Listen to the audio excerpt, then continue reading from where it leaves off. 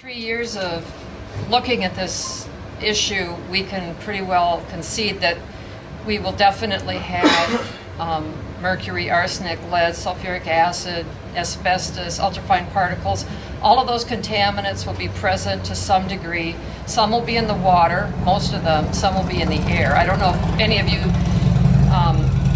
were able to listen to some of Kincaid's talks on ultrafine particles. They occur when anything is exploded. You can explode, the guy said you can explode a marshmallow, you can explode an iron ore body, and you will get ultrafine particles, which are so tiny that the human body cannot protect or defend itself against them. You can wear a mask and it doesn't matter. They will go through your skin into your body and they're cancer producing. I mean, that's just a little bit of it. But, you know, that said, we just, in the last few days, Mellon has been under an advisory about the water, and this is not related, I'm not relating that to the mine, but it kind of was a shock to me. I thought, wow, is that our future? Is that what we're gonna get notices from the city saying we have too much mercury in the water, too much asbestos, too much lead? And then the other question is, will we even have wells? Because if they dig a deep enough hole, isn't it kind of intuitive that all the water is going to flow into that hole? And these wells aren't that deep. I mean, your private and commercial wells, they're not so deep that they're not going to be in danger of going dry. Can you comment on whether we will even have wells, personal wells? No, not specifically here. I know Hibbing lost a well. I think Hibbing had 3 municipal wells, and one of them recently went dry. And so, you know, to dig a 1,000-foot hole in the ground, the water's going to head there.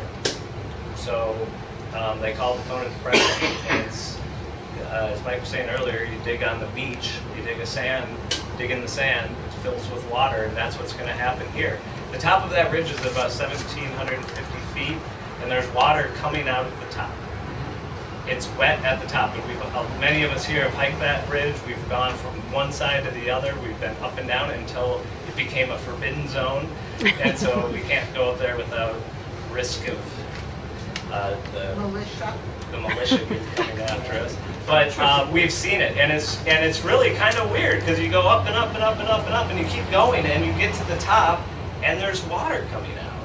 And it's a big hunk of rock, and what that is groundwater coming up through cracks, finding its way under pressure to the surface. And so you have a perfect surface water interaction with groundwater, essentially.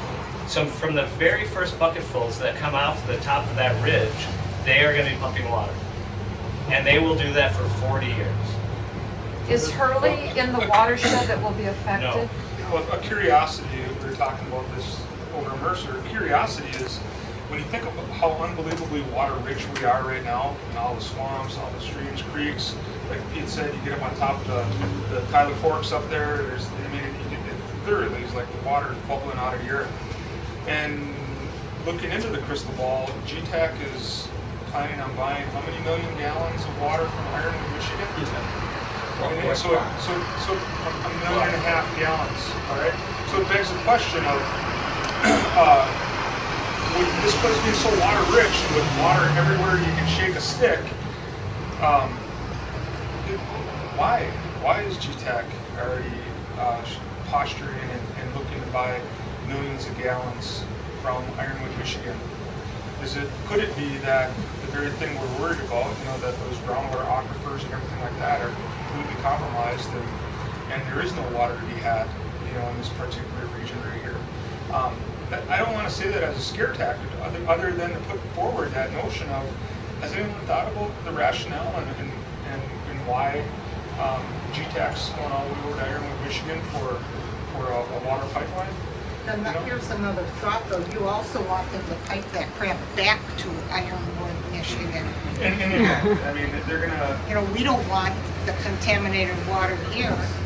That's going to be the challenge they face.